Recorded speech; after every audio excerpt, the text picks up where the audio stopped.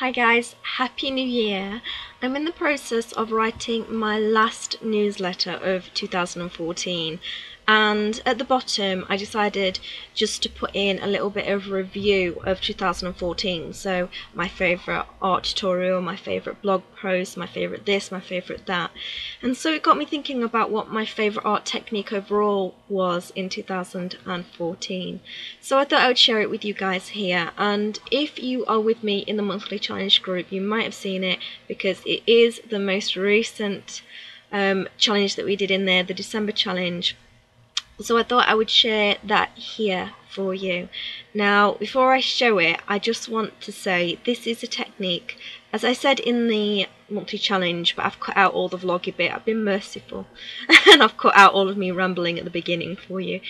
But I did say in there that it is a very underestimated technique, I think, because I never did this before because I underestimated it. I thought, oh, it's just, you know, just doing that, it's not really worth it. It is so much fun. It is the funniest technique I think I've done this year, and it's a great one for when you want to do something but you don't know what you want to do, but you want to do something but you haven't got the mental brain power to think of anything, you know, new, or you don't want to think about anything, you just want to use your hands. This is the one to go for, and it's always going to surprise you, and it's always going to be fun. You're always going to get a great result out of it. So I will show you this, and then at the end I will tell you what you can do once you've created a couple of these techniques.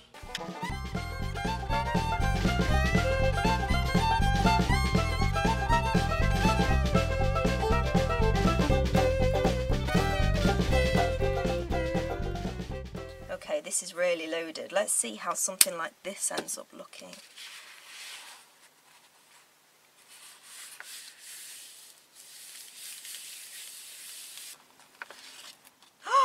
Love it! Oh yeah! See, so because I didn't move this around, this is what I was saying on the first one, before we started the first one. This is more what a heavy body or an acrylic that's more solid, this is what it tends to do, block it. And this did it because I put that amount of acrylic in the same area. So that's why when I did the first one, when I put that colour down on the other page, I moved it a little bit to try and get more of this. But this is why the drizzles are fantastic. I did the drizzles with these because I've got the little plastic off of them and I can open the spout. I didn't do it with that one because the plastic's still on it, so I unscrewed the lid. So here's proof that it works. If you want a more blocky effect, put more down in that area. If you want more of this kind, I love this. This is how it leans into each other, is absolutely gorgeous. I like that a lot. Okay, so that's, I don't ever have enough room for these projects. Where can I put it? Okay, let's take my plastic off so I've got all drizzly bottles.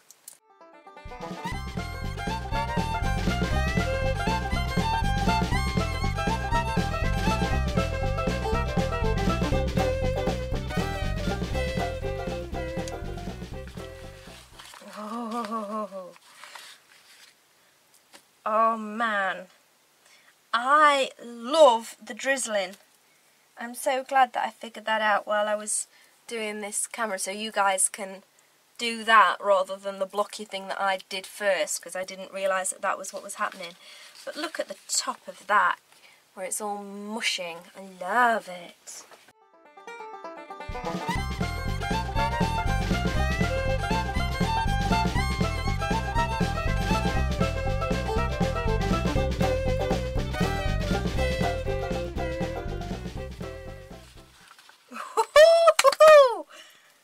Oh, it's such simple pleasure, this. I might not spend the rest of the time that I've got drawing on these. I might just spend time. So I'm not sure if you're going to get a video of me drawing on them, because it's pretty much close to the first and I need to get this edited. So I might just sit here and just do a bunch of these, and then if I do, and I do some drawing over it, I might post pictures. I don't know, but I'm having such fun doing this.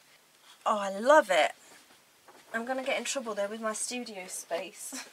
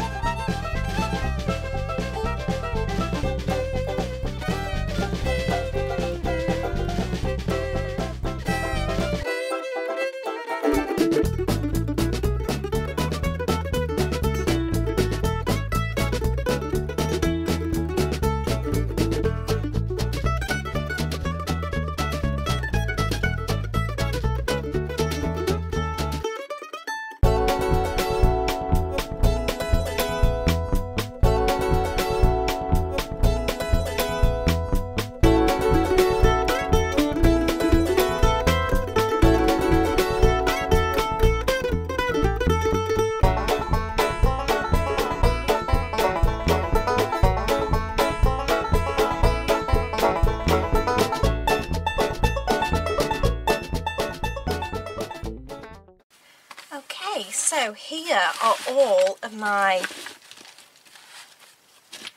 papers, and they're like a marbling effect. Can you see where it's just all pulled?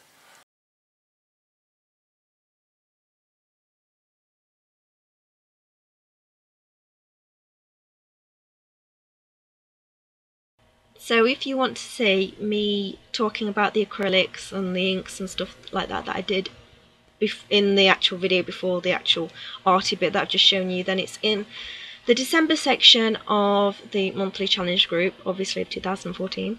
And you can, there's so much you could do with this, but what I did in the challenge is I then began to pull out images from it. It's the easiest thing to do. Began drawing things from that you can see in it. So if you want to see that, that's actually a second video in the same section that you can see. And the thing that I've been using it for is cards. So you know all of the blank cards, the blank card packs that you can get from anywhere. Well, I've had a stack. I think many of us that have been crafting for a while will have a stack of them somewhere. So I use the cards to make this technique with, and then what I do is just use my label maker or some stickers with a sentiment on or whatever, and just put a little message on the top, and it looks so nice.